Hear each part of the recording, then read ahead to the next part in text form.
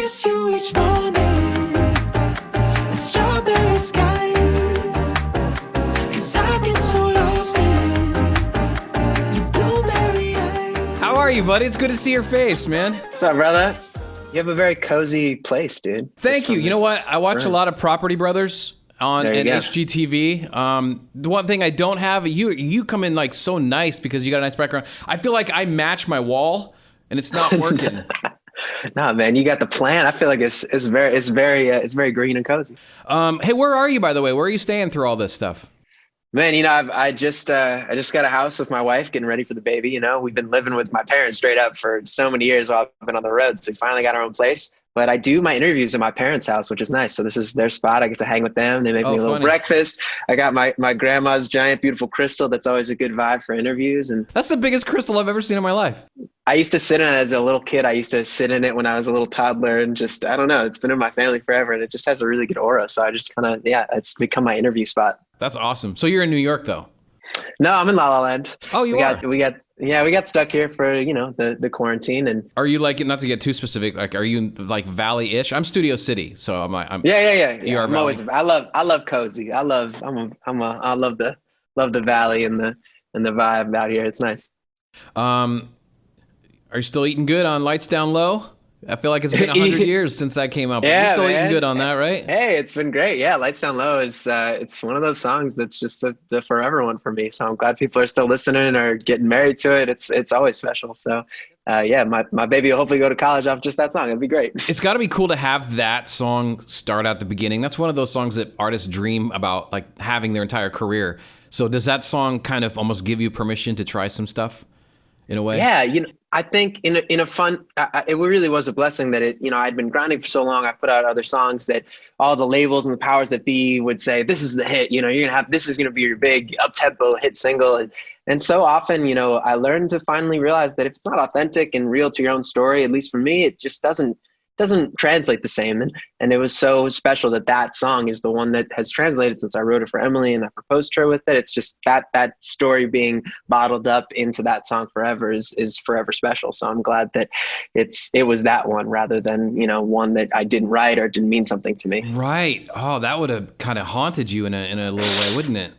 Yeah, and I had other songs like that. I had, very early in my career, I would listen to the label. They'd say like, oh, you need to sing this song, and I'd say, all right, I'll try it. I just trusted them, and you just learn to fight for what's important to you. And I just realized over time that if it doesn't have my soul ingrained in it, it's not going to mean as much, and then it usually doesn't translate very well. Especially when you have to perform it and stuff all the time. Oh, I've sang Lights Down Low a million times, and if it were a song that if I hated it, it would be trash. I would feel awful every day. Would have been. You mentioned your wife. How is the wife, Emily? Right? It's going on almost 4 years now, or just a little over 4 years. We're at 5 years. Yeah. You still like her? You guys like each other still? I still like her. She's pretty great. No, she's amazing. I'm honestly, it's been so amazing to have quarantine be her pregnancy. She got pregnant the first week of quarantine, and we've been trying for a baby for a little bit. And so it's been really cool to just, you really do see your love grow in unique, different ways more deeply, like going through this pregnancy. And it's been a rough one in certain moments for her. I just try to be supportive, but it's rough, like, the beginning. Psychologically, you mean? Oh man, physically, psychologically, she thought she had what Amy Schumer had and has been so open about, which is hyperemesis, where I hate to just be real right now, but pregnant people watching, whoever's out there, if she was throwing up like 8 times a day in the very beginning, she wasn't sleeping. It was like every hour and a half. And so that was the first. And physically, oh my God, that hurts. I mean, even a little bit of like that whiplash from vomiting and stuff really takes a toll on the body, the abs. Oh my God. So bad. I can't, I just would wake up, I'd hold her hair. I just try to be whatever support system she needed. And she was a champion. And luckily it went away after about, a month and a half, 2 months. And then it's been way easier, but now we're getting close. So this baby's big and she's definitely kicking around. And so, you just go through different things in that relationship, and it just makes us be more deeply in love in a cool way. And you're so class. I'm not surprised at all with you saying that you're just there for her holding her hair. You're just a class guy. And it's about 9 weeks left now, 9 weeks probably. I know. Yeah. Well, she's growing fast. So the doctor's saying be ready at any moment, basically, she might get here early. I knew she hadn't popped yet because I saw on her Twitter, I wrote this down. She wrote, It said, just picked chicken off my salad to put on my mac and cheese. And that's what a pregnant woman would write. That's very true. She could write that anytime, but that's definitely, yeah. she's been a classic on all of her, on Twitter and everything else with her just very raw with how this pregnancy is really going down. And it's been hilarious. Some of the things I love it. I love that she's just being raw with it. Is there a name yet? Do you have a baby name yet?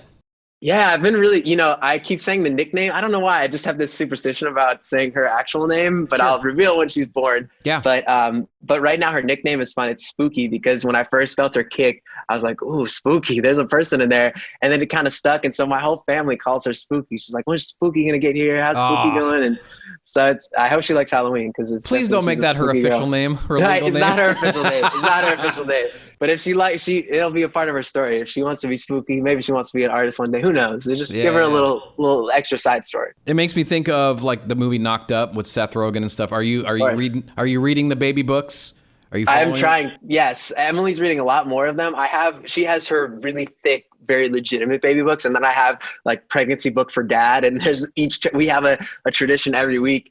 We get with my parents, and there's each chapter is like 3 pages, and it says the baby stats, like baby's the size of a cucumber, baby's the size of a watermelon, whatever. And definitely not a watermelon, that'd be insane. But it's a cabbage. That was last week. So it was baby's the size of a cabbage, and it can make faces and smile. And so mine is like 3-page chapters, and hers are really legit. So I should probably start reading the more legit books. But it was my introduction dad book that I started from the beginning. Yeah, that's cool though, man. What kind of dad do you think you're gonna be? I'm gonna be definitely a pushover dad. I'm gonna give this baby girl. She's my princess. Whatever she wants goes. My wife is she's Mary Poppins-esque. She was a nanny for 8 years. She knows what's up. She's like, when you smell this poop for the first time, you have no idea what's coming at you. You know what I mean? She's just telling me. That's not a great sell, is it? No, she's just keeping it. But I'm ready for it. I feel like all of those things that if all of those things don't faze you, then you're probably ready for it. And I'm excited to just hang with her and support her and let her be whatever she wants to be. I'm stoked for that. My parents were cool about that too. So I'm ecstatic to be that kind of dad. And maybe I'll learn a little bit of discipline from Emily to give to her, but I'll definitely be hopefully she asked mom and then she asked dad, and she's like, dad said yes. I feel like that's probably going to be what kind of dad I am. Totally. Are you getting some like parenting tips from your parents as well? And God, you're probably it's probably getting annoying now, isn't it?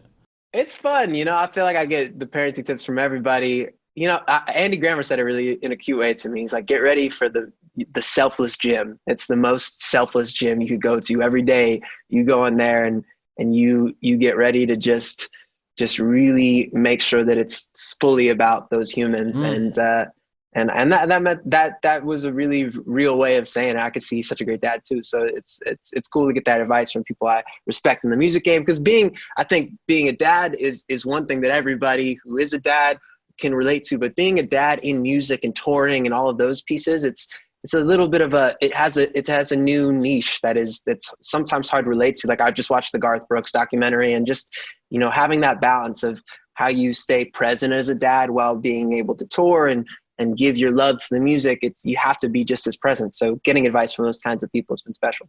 I would think so too. I mean, I don't have kids, so I don't know, but from the outside looking in, I can imagine it would be, if you're a touring artist, to make sure that you constantly have that identity with the baby. That's got to be an interesting challenge. And thank God for technology, for things like this, for Zoom and FaceTime. I mean, that helps. Of course. Yeah, my drummer, he has a really adorable 2-year-old, and she's so cool. And he just was out here for a month. We did this show at the Greek, and he was rehearsing with us, and just seeing it in real life, how much he missed her. And it's, giving your life and love to the thing you love, but also even more importantly to the children that you bring into the world is a balancing act that you have to really figure out forever. Excited for you, man. Thanks, man. Hey, how come you look so good? What's going on with your face and your skin? Do you have like a regimen? You're supposed to get like pandemic face and look older and stuff. Oh, thanks, man. That's very nice. You look wonderful as well. I try to keep the skin going. What do you do? Stuff. Like, I'm generally interested. Like, what? Thanks, man. Washing your face with the certain stuff? Yeah, I do all the P50. My wife has this regimen. I just do her regimen. So I do the P50 and all of these different skincares and masks like twice a week. I try to get on. I'm starting to get those I'm a grinder. You're a grinder too. You get those under eye circles. So I saw that thing on that show, the morning show with Jennifer Aniston. Great show. But where she puts the spoons under her eyes to get rid of those dark circles. Oh, And yeah. I've started to experiment with that because I'm like, man, I'm looking. Are they cold? I think they're cold exhausted. spoons, right? She takes them out of the fridge or something. And Cold spoons. Yeah. Yeah. So I'm starting to experiment with that. So yeah, because we'll of that see. show, I keep my eye cream in the fridge now as well, because I heard that when you put that on and it's cold, it actually soothes it a little bit. But Oh, snap. I'm doing I gotta get face into that. washes, peels, all that kind of stuff. I love it. It gets really addicting. But yeah, what about like, because physically, I mean, you're supposed to be, the rule of pandemic is you're supposed to look like a couple years older, 50 pounds heavier. I mean, are you working out a lot? Are you eating good? What do you eat? What do you do? Trying, man. I mean, I have my loves of just like, eating some delicious Indian food and enjoying the medical wonders of our great California lands, those kinds of things. But then at the same time, I try to just keep it. I'm definitely I like to do just like pull-ups and push-ups when I can, calisthenics, because I usually perform so much. I have so many shows that like that's usually my workout, and so since I haven't had that, I've definitely put on a few pounds over the quarantine. That's been tough. But my wife likes it. She's always like, "You're too skinny usually. I like you being a little beefed up, which is fun." It will be interesting though, if you haven't been performing for a while, to do that first show and you're gonna be like, I know. Well, that's what halfway I did through one song and you're like, for God's sakes. We did this show at the Greek Theater with Amazon last week, and it was the first live one we'd done in so long. And but with no audience, by the way. No audience. Yeah. It was just like my parents were in the back and a couple friends. But of course, we can't have a live audience. But even that, I wanted to come across via screen, and man, I hadn't done a full set in so long. It was like a marathon. I was training for it every day, and it felt crazy. I was like, oh man, I got to stretch more. This is 6 months. What's it going to be like in like 10 years, Yeah, totally. And what do you go running? Do you have workout stuff at home, or what do you do? Yeah, I have all of these, I got all the recovery stuff that I've read about online. Like LeBron James uses like the recovery compression legs and all of those different pieces. I got them before when I was on the road because I was killing me. My body was killing me all the time being on the road so much. So I do all of that and I stretch and I just try to stay on top of it. But it, it gets challenging. Sometimes you just want to watch Shark Tank for 6 hours and not do any of that stuff. And that gets me too. It's funny you say that. I just had the same conversation with JP Sachs a couple weeks ago about Shark Tank. That show, holy hell, it's so easy to just 9 hours can fly by, especially with these old episodes. And I don't know how you watch it, but I like to go, and those companies that come in and they're just like, oh, our company's going to be awesome. Trust me. I'm on my phone Googling, where are they now? Every time, where are they now? Of course. There's a whole website for it that you can look up. I forget the website, but it literally says where each company is at and what happened after Shark Tank.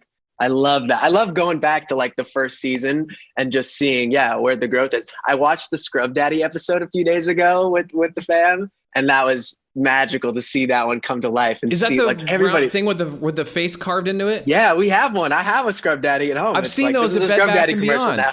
They really are amazing, but it was so cool because, that's one of I think the biggest products from Shark Tank. So the fact that they actually, going to see that, I'd never seen the actual episode where he pitched. It's like seeing a superstar born. You're just like, whoa, there's Scrub Daddy. This is amazing. Right. When you see those like that and then Squatty Potty and all those ones that became giant. That's a trip. Do you learn a lot from that? Like, are you into investing and are you... That's great question. You're an adult now. You got to think about that crap. I am into investing, and I am into, I think everybody looks at, the big gross profit of gross that happens with everything, but that's not the net. And I think that a big part of that, even in music, you have a lot of incredible people that work with you.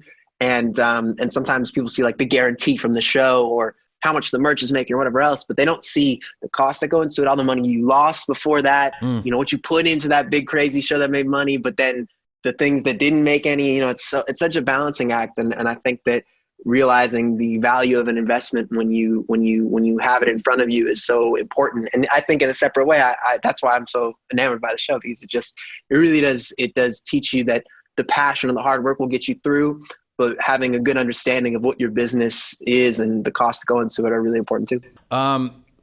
Dude, this new album.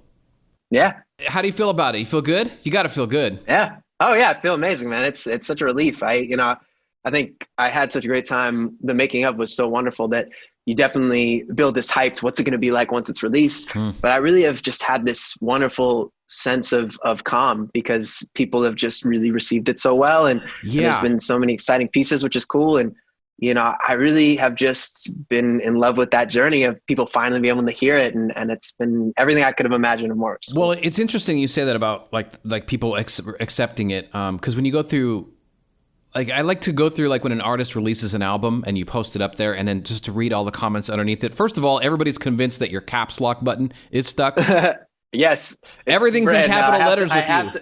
I have to commit to it. Plus, my name is obviously Max in all caps, and I feel like it just somehow happened, and it stuck with me, and I just felt weird doing anything but it. So yeah, you're not yelling at us, right? It's slightly aggressive. No, I promise it's not yelling. It's just Okay. it's just excitement in there. But it's interesting to look through some of the tweets from your fans, because "proud of you" seems to be a recurring comment, and that's the kind of thing that the fans who say they are proud of you, I feel like those are ones who are they feel more of a family with you. Like, you're proud of you, like I'm proud of you, like I'm proud of my sister or my brother. Oh, absolutely. I think I've always been such a fan of so many artists in my life, and I always thought when I started doing this, what would I want them to make me feel like? And I try to just give that love of making them, you I feel like a lot of artists don't realize. I've had some experiences where you go up to someone that you live your life. Their music is the soundtrack of your life. And you want to go up to them and you want to just feel like the amount of time you've invested in them, they at least appreciate or respect. And I've had moments where I go up to somebody, it's as if I didn't even exist. And I don't want any fan to ever feel like that. I want them to know that I know that they listen to my stuff on the way to work or at home when they're doing homework or wherever it fits into the soundtrack of their life. I want them, when they meet me or they feel like they know me the way that I know them, and I want them to always feel accepted and loved in that way. So it's beautiful to see them feel that way. Like, who are some of the artists, by the way, that you said that if you walked up and you wouldn't even know what to say? Oh, it's just Justin Timberlake's. It's Pharrell. When I first met Pharrell and I worked with him, he had this love and appreciation for the fact that I had been so inspired by him for so long. And it just felt like we were connected in a very instantaneous way. And those are the kinds of people that you want to feel that way towards. And, Stevie Wonder, just so many of these artists that I've met for just a brief moment that really do it right. They know how to just, in a very small way, not in a fake way, just in a very genuine way, give you that look or say that short sentence that just makes you feel appreciated as a fan and makes you more of a fan of them, So, but I still haven't met Justin Timberlake. And if I did, that would be next level. That'd be crazy. This album, though, it's so different. And first of all, thank you for making something that's so different than everything else on the radio. Oh, man, thank you. I can really, especially in the song Blueberry Eyes, which it just feels like a passion project already so early still. And I know you've been around for years, but I feel like this is more of a passion project for you that you're finally able to do. Totally. Yeah. I fought for it. And I'm so glad to hear you say that, because I think, what we touched on earlier is that you have a lot of people behind the scenes that are brilliant and they're there for a reason. But if it doesn't come authentically from the artist first and then building off of it, it never really does anything. And I made the mistake sometimes of doing things that just they said would work, but it didn't come from my heart. And with this album, every song, including Blueberry Eyes the most, I just had to make sure that it started here and they could expand it rather than them trying to replace what's here in your soul. And that was important to fight for. Suga, right? From BTS. He's Suga. How did you meet him? Did you meet him through that Haley Kiyoko song?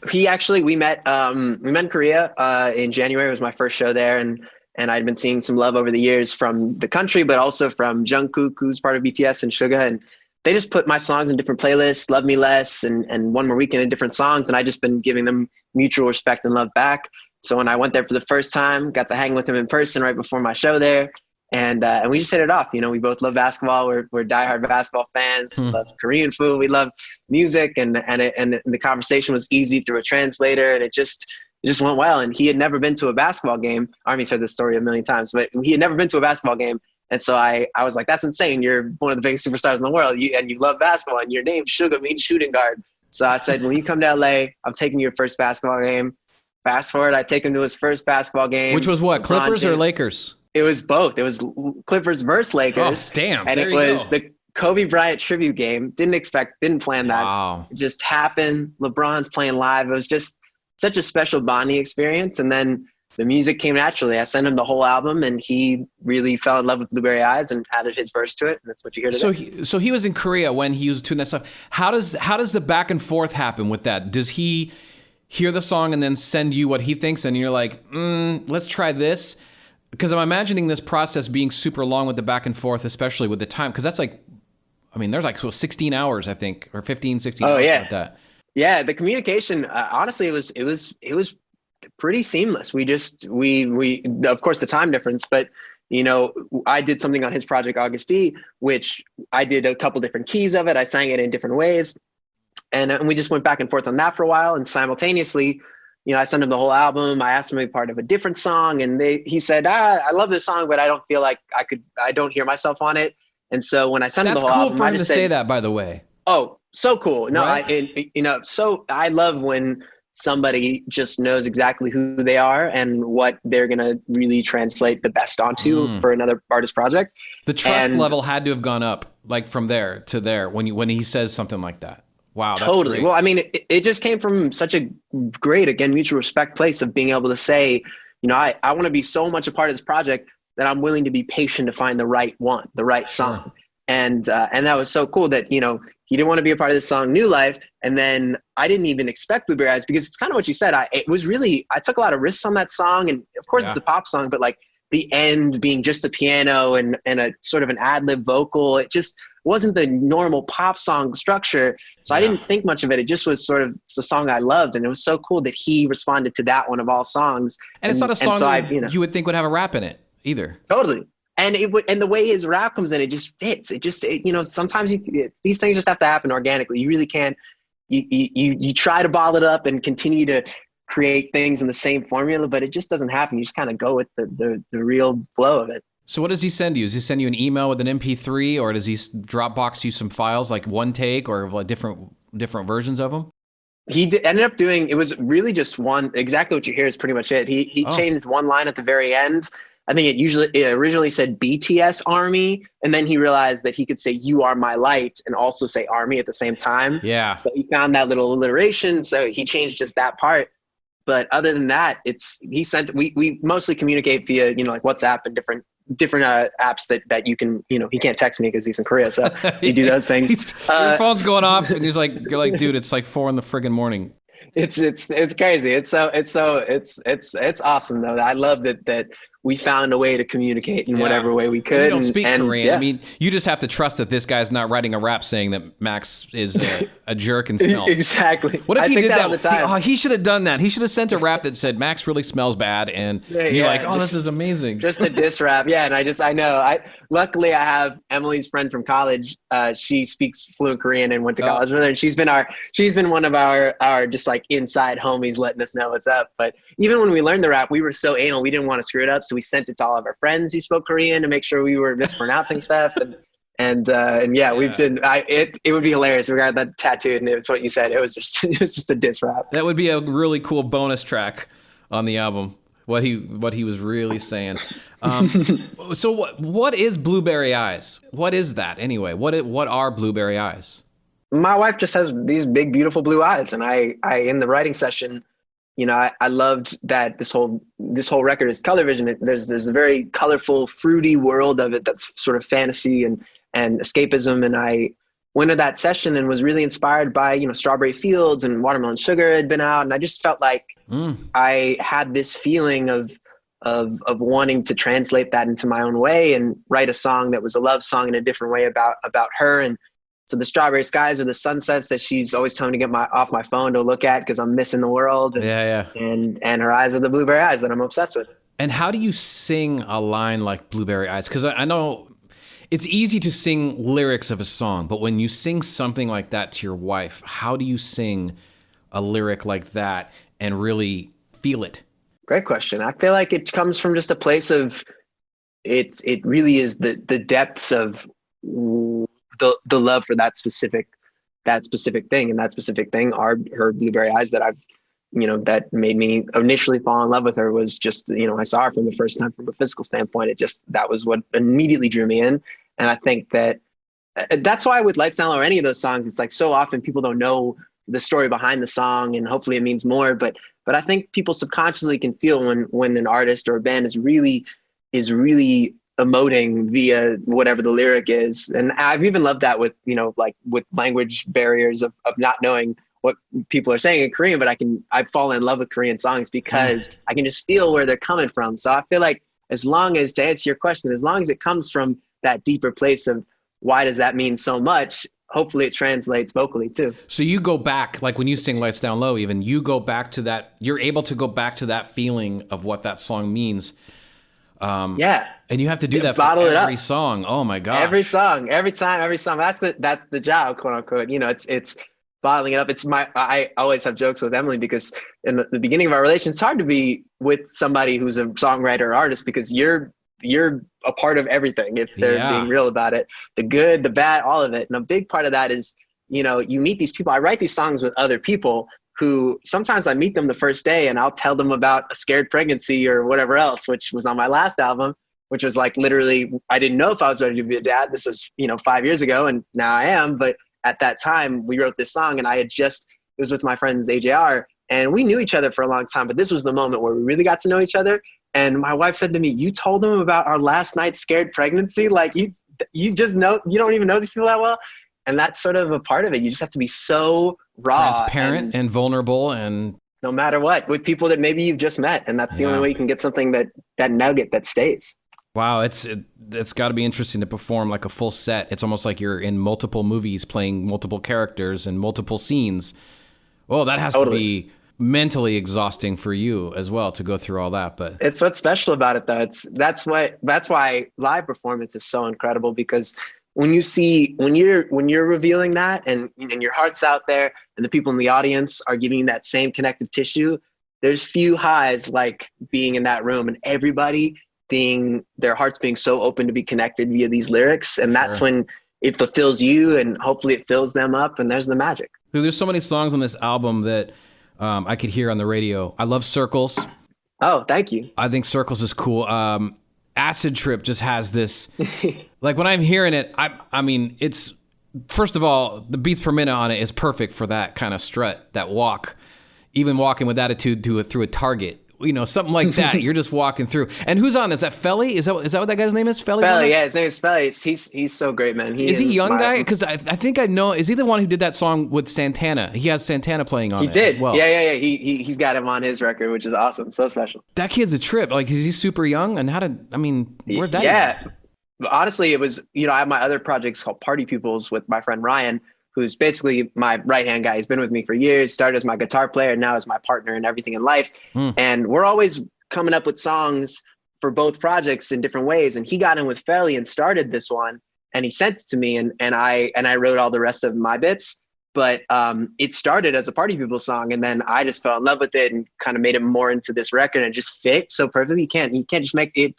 Can't make it up. It just happens when it happens. And it was really cool that it started in this one way and Ryan produced it and then made its way into the album. It's been beautiful. It really popped off in Asia for some reason and they love it over there. And so it was really special because it's got bounce. It's the perfect speed. It's fun. It's so different. And it's almost like something that we need right now. That needs to be in the car cranked all the way up. I just want people to feel good. That makes me feel amazing that you feel that way. Thanks, man. And the song that I like a lot is SOS. Thank you. That song is a trip because you're breaking a lot of rules on that song. Oh yeah. You've got a guitar even at the beginning, and then you can even feel a little bit of a church organ in there. Mm-hmm. And you've got these arpeggiators that don't really run the full course of what an arpeggiator is designed to do, and you're cutting them off a little early. And these are sounds that should not work together. You know what I mean? Yes, Dave. You better work, Dave. I love this. They're a trip, and the video game sounds in there, and it's just such a cool song, and it's got bounce as well. But all these sounds that just on paper just shouldn't be together, and it's just so full, but not too much, if that makes sense.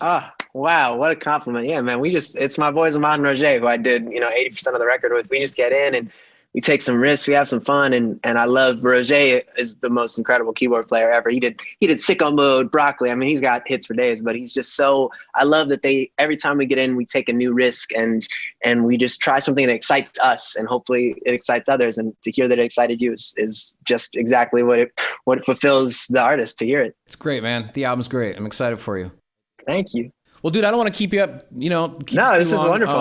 I appreciate. Wow, I am so honored by you listening in such a vivid way, and for you to really have so many wonderful compliments for those songs that not everybody's listened to it as much is really cool. So thank you. What are you drinking there? What's that? Just a little tea. I got my hot tea. I got coffee, which is a bad no. It's a no. This is my one vice of choice, is that I just love cold brew coffee, which is not recommended for vocalists. Which cold brew do you get? Oh my gosh, I'd have like a random series on my Instagram where I just check out different cold brews in different places and rate them. But I love this place. Shout out to this place, Superba. They have like such great beans. I love using their espresso beans to make my own cold brew, which is awesome. I'm just kind of getting on the cold brew. Check out Superba. They're the bomb, man. Honestly, in quarantine, we were like driving to Pasadena every day to go, not every day, but every week, because it was our little treat of choice, because it was closed everywhere else. There's like 10 locations or whatever, but that was the only one that was open. So we would take a road trip to go. It's that good. And what's it called? I'm gonna write it down real quick. Superba, for all the fans out there. Okay, Superba. Shout out my man Tim, who always treats us well. I'm gonna tell him you said, hey, Max said you can give me all free stuff. Yes. What's the tea, by the way? What do you drink on that? Throat coat. That's just been mine forever. Yeah, that's the classic. Everybody does it. But then I put a little fresh ginger in it, and I cut up a little fresh. I have all these weird roots. It's on my rider, and people who ever get it at all my different gigs, they're always like, "What is this strange thing?" I'm like, "It's fresh ginger. You got to put that in. It's good for the voice." I look forward to all this world stuff being back to normal and getting you out and performing. And hell yeah, thank you, brother. I appreciate it. I can't wait to do the Korean rap live in the 104.3 studios, baby. Let's go. You're gonna do it. Yeah, I've been doing it because I don't have them, so I learned it and I just do it live at the shows and stuff. Do you know it right now? Whatever, the rest of it too. That's amazing, though. Good for you, dude. Thank you, man. I really love it's a great language. I'm excited. I want to do like a full Korean song at some point because it really rolls off the tongue nicely when you're singing. Yeah, which is cool. You make it sound like you've been speaking it for a while. That's good. Thank you, brother. All right, go do your thing, man. Congrats on everything, bro, and good luck with the baby. Thank you so much, brother. Talk to you soon.